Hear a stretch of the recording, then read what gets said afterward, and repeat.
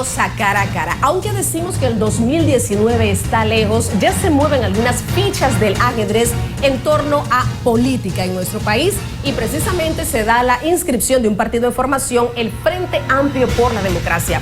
Hoy vamos a hablar de temas importantes con el secretario general del Sindicato Único de Trabajadores de la Construcción, Saúl Méndez, quien es nuestro invitado de hoy aquí en Cara a Cara. Saúl, mil gracias por acompañarnos en esta oportunidad en Cara a Cara. Bueno, muchos años han pasado, dirigente sindical, pues obviamente hay nuevos retos después de las pasadas elecciones y nuevamente aparece el Frente Amplio por la Democracia. Fracasaron en un primer intento. ¿Qué les hace a ustedes nuevamente pensar en que un partido en formación puede llegar a constituirse en un partido y, por qué no decirlo, poder aspirar a sentarse en una silla presidencial? Bienvenido, Saúl. Gracias por la oportunidad, un saludo a todos tus televidentes. Como tú lo indicas, algo motiva esto y lo que motiva es entregarle al pueblo panameño una herramienta de lucha en el terreno político electoral en el que pueda haberse expresado el anhelo que tiene el pueblo en tratar de construir una sociedad que sea más equitativa, más justa y que además de eso pues pueda haber desarrollo humano. Los grandes problemas de nuestro país es la demanda insatisfecha en materia de agua potable, salud, educación, vivienda, transporte público, alto costo de la vida. Y en ese sentido entonces el pueblo tiene que aspirar a gobernar, a crear un Estado en el que quepamos todos, en el que se distribuya la riqueza que generamos todos trabajando, y de ahí entonces la necesidad de dotar al pueblo de un instrumento político electoral, en este caso el Frente Amplio por la Democracia. Ahora, esto está inserto dentro de una estrategia en el que hemos planteado la necesidad de organizar al pueblo, educarlo políticamente, organizarlo, movilizarlo y crear poder popular. Y con ello, entonces, crear las condiciones también para una constituyente originaria, autoconvocada, que asuma los poderes del Estado, que se redacte la nueva Constitución y se funde un nuevo Estado. Voy con esto, y mencionaste algo en el camino, una constituyente. Aquí hubo promesas, se está hablando de la reforma de la Constitución, pero de esto no se ha dicho más nada una vez entró la nueva administración. Nótese que la Constitución actual es la Constitución militarista del año 72, creada por la dictadura militar.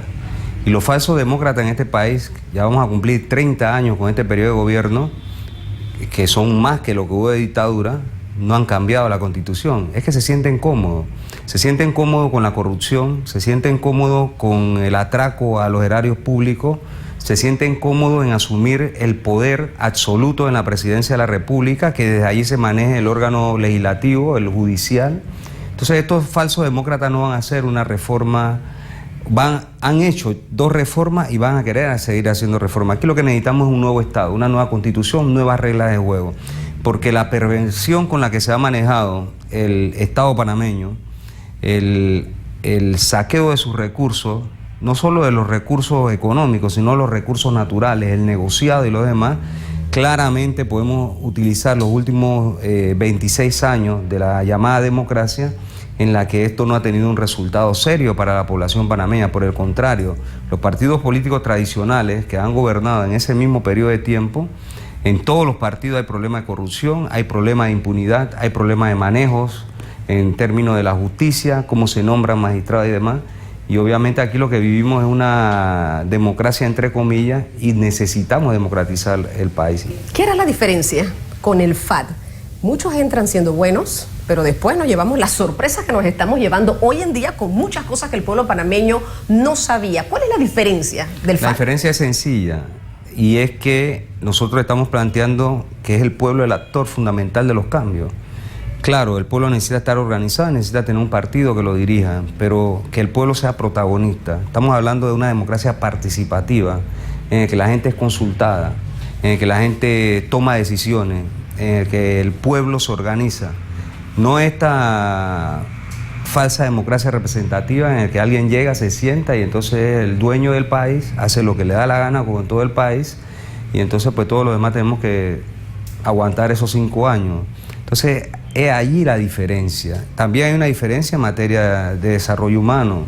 Mientras que nosotros pensamos en términos colectivos, en la necesidad de ese desarrollo colectivo de nuestra sociedad, de nuestro pueblo fundamentalmente. Hay quienes piensan en los intereses de quienes financian la campaña, de los que hacen el negociado y responden a sus intereses como clase, es decir, a esos sectores poderosos, a los 115 ultramillonarios que en este país acumulan una fortuna casi de 20.000 millones de dólares y que cuando vemos el país ocupa el segundo lugar en América Latina donde hay peor distribución de riqueza. Entonces eso hace diferente un proyecto que surge desde el mismo pueblo, desde las organizaciones sociales del pueblo y sus dirigentes, y plantea este tipo de cambio que es el que requerimos en una sociedad como la nuestra. Claro que sí. Hablar de 2019 y hablar también de la conformación de un partido político presenta muchos retos, porque lo que más hay son obstáculos. Estamos hablando de financiamiento, cómo se hace, cómo se van a conseguir todas esas firmas que se necesitan para la conformación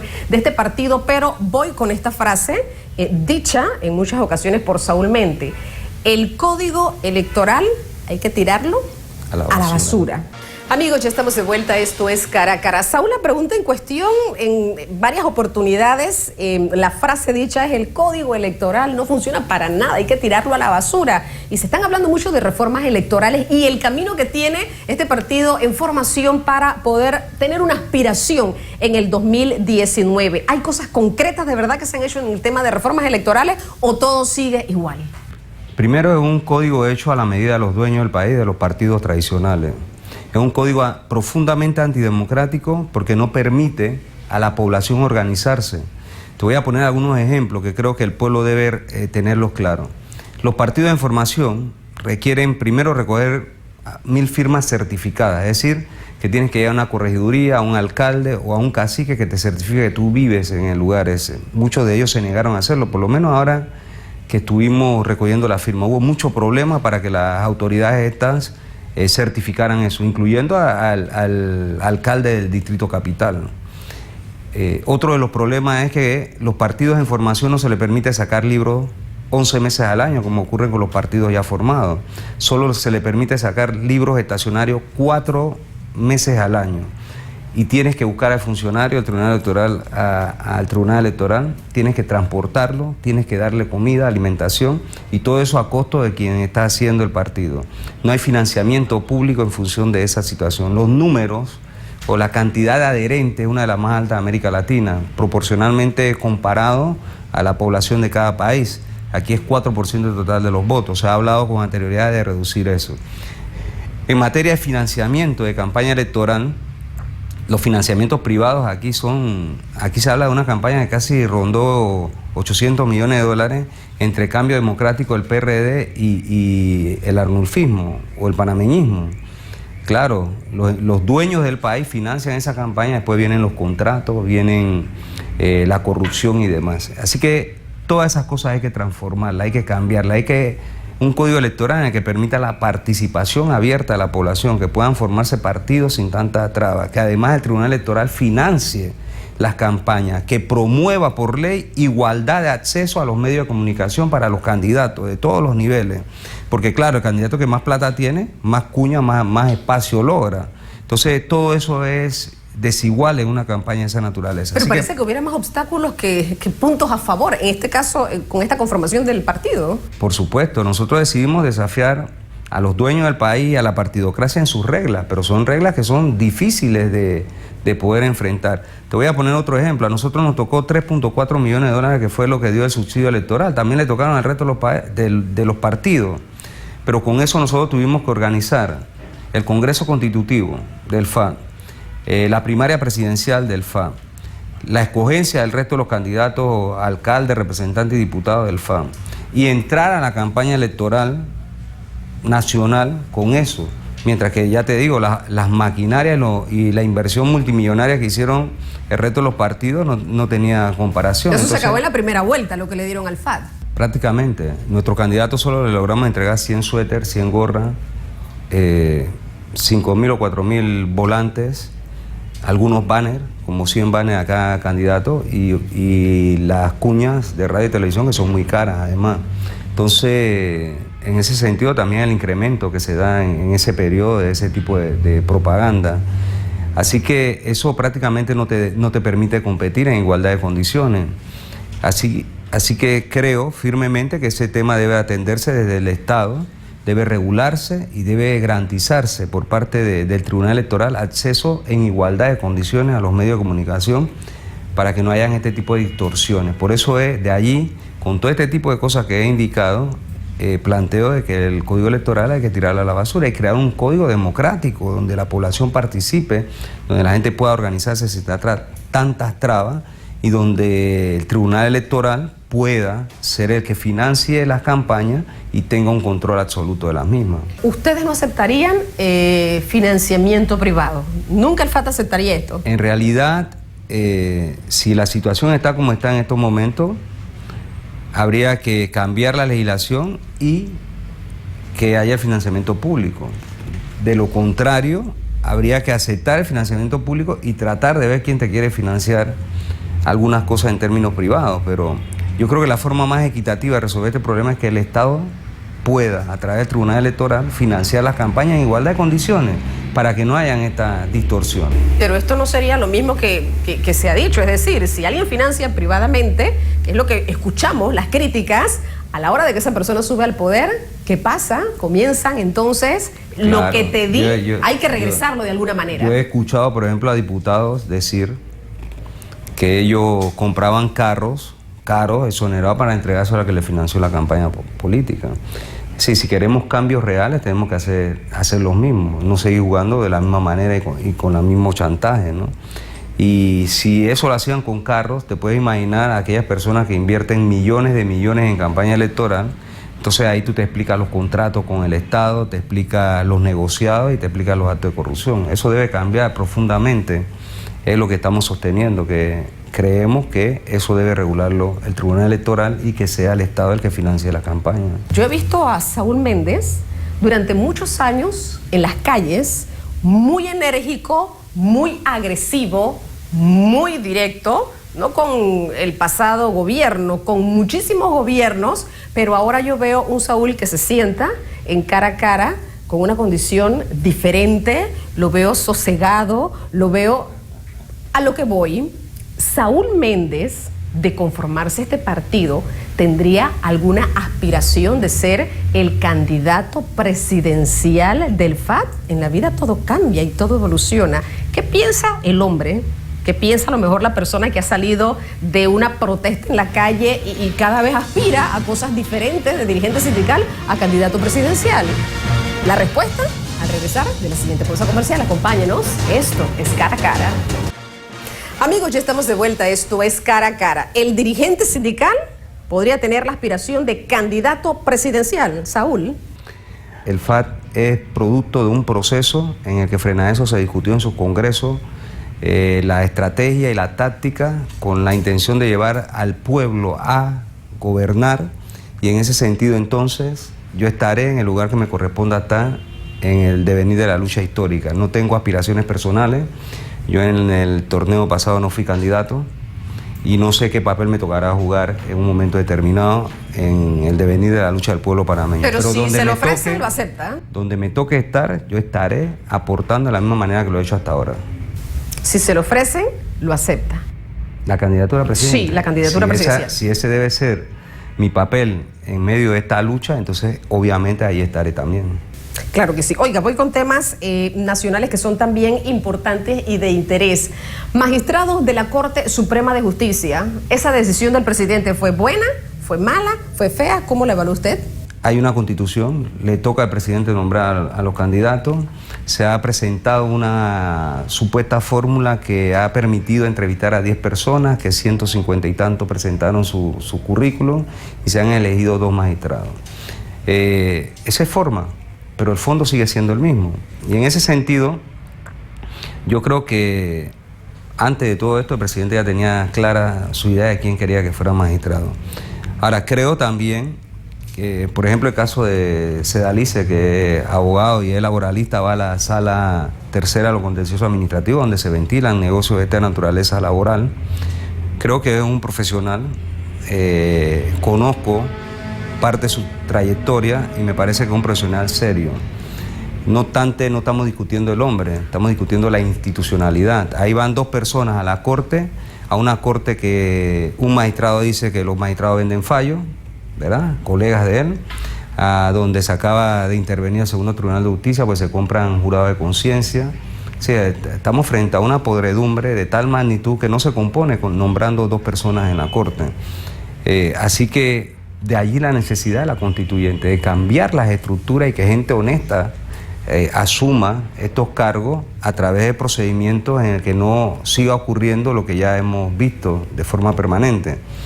Es lo que podría yo opinar en torno a este tema de los magistrados en este momento. Audiencia de Ricardo Martinelli, lo que declara el fiscal Jerónimo Mejía es que lo declaran en rebeldía porque sabía de esta audiencia y no se presentó. Ahora falta un proceso porque estamos bajo el sistema penal acusatorio.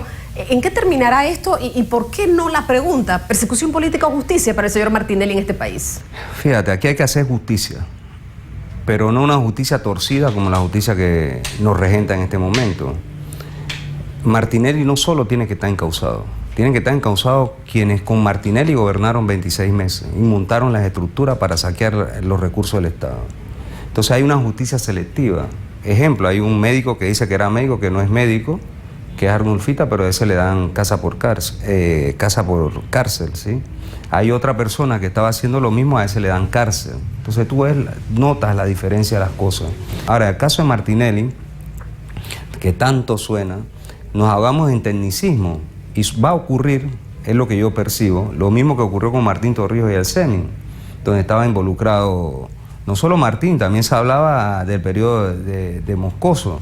Hay temas aquí que yo he definido como la misma figura delictiva que existe, el lavado de dinero. Yo le he acuñado el lavado judicial. Hay gente que delinque, pasa por los tribunales y no les ocurre nada, ya no lo pueden volver a juzgar. Entonces se lava el proceso y ya el que era responsable no lo es. Y en ese sentido, el caso Semi quedó enterrado y grandes casos de corrupción han quedado enterrados en este país. Ahora, yo quiero advertir algo. ¿Qué está ocurriendo con el caso Martinelli? Si bien es cierto hay dolo en los actos, o presunto dolo en los actos de Martinelli, no menos cierto que lo que hay en el país es una disputa entre los dueños del país. Por un lado... ¿Quiénes son los dueños del país, Saúl? Los 115 ultramillonarios que se reparten más de 20.000 millones de país. Ahí tú lo ves inclusive en medios de comunicación. Unos que tienen una línea, otros que tienen otra línea. Te das cuenta. Martinelli encabeza uno de esos sectores. Hay otros sectores que se coalicionan para enfrentar a Martinelli. Y ahí te puedes explicar todas las líneas y matrices de opinión y situaciones que se dan. Se baraja, bueno, cuántos magistrados tengo yo en la corte, cuánto tiene el otro. Ahí la incidencia, querer nombrar magistrados. Los grandes bufetes de abogados en este país siempre han tenido incidencia para nombrar magistrados en la corte, para que respondan a sus intereses, porque finalmente las cosas mueren en la corte, no hay justicia plena. Ahora, yo no creo que Martinelli sea ningún perseguido político. Martinelli tiene que responder por sus actos, porque fueron actos abusivos. Pero yo te pregunto, ¿por qué no se investiga seriamente la masacre de Boca del Toro, de San Félix y de Colón? ¿Por qué eso no se quiere investigar? Porque eso va a involucrar a ministro de Seguridad, a presidente, a comisionados de policía. ¿Por qué esos actos no se investigan? ¿Por qué no se investiga cuando se cortaron las líneas telefónicas en San Félix de forma arbitraria? Porque ahí van a salir muchas cosas. Y estamos hablando de crímenes de lesa humanidad, los comete el Estado contra sus ciudadanos. Y eso es más grave que te hayan intervenido tu teléfono y te hayan visto ahí lo que tú quieres o lo que tú expresas, tu privacidad y demás. Entonces ese tipo de cosas tampoco se juegan en este país. Así que yo lo que pienso es que Martinelli tiene que responder, como tienen que responder a panameñistas que estuvieron con él, como tienen que responder PRDs que han gobernado y que no pasa nada. El problema aquí en este país es que hay una impunidad terrible y no pasa nada frente a los grandes temas de escándalo y demás, y de abuso de poder. Aquí nadie ha ido preso por abuso de poder. ¿Qué piensa Saúl Méndez entonces de la gestión de la procuradora? ¿Responde a la justicia o responde al Ejecutivo? ¿A quién? Este es un país donde se responde al Ejecutivo. Todos los órganos de gobierno responden al Ejecutivo. El procurador o procuradora, el de la administración, el contralor, Así es como han preferido manejar el país con la constitución militarista. Antes mandaba un general, ahora manda el presidente de todas las instituciones del país. No todos los que han sido presidentes, así lo han manipulado. Entonces, obviamente, yo estuve en una reunión con la procuradora y quiero decir que creo que en sus palabras hubo mucho de sinceridad. Ella tiene un diagnóstico muy claro de qué cosas va a lograr abarcar y qué cosas no. Todos los gobiernos han pinchado teléfonos a dirigentes, empresarios, periodistas. Este gobierno ha pinchado teléfonos en el caso específico de Saúl Méndez. Esa es la denuncia que se hizo hace aproximadamente unos 4 o 5 meses en los medios de comunicación. Yo veo a los voceros de Martinelli, inclusive abogados, que dicen, no, nosotros aquí tenemos la prueba de que alguien que fue a declarar en medio de este proceso casualmente dice, no, si tienen pinchado a los dirigentes de Suntra. Eso está en los expedientes. Ahora la pregunta es, ¿por qué los dirigentes de Suntra no se les permitió entrar en los expedientes? A lo mejor íbamos a ver claramente qué es lo que está pasando, ¿no? Además de la información personal que ahí debe estar reposada, los problemas que esto genera. Esto no es nuevo. Este es un problema de abuso de autoridad contra los ciudadanos y obviamente esto no puede seguir siendo. Si a alguien se le va a intervenir su teléfono, debe ser de forma judicial y debe haber un motivo. No es que yo llamo al magistrado, hey, quiero pinchar a fulano, ¿y cuál es el argumento? Ninguno. O sea, tus derechos no valen. Eso no puede seguir siendo. Eso hay que acabarlo en este país.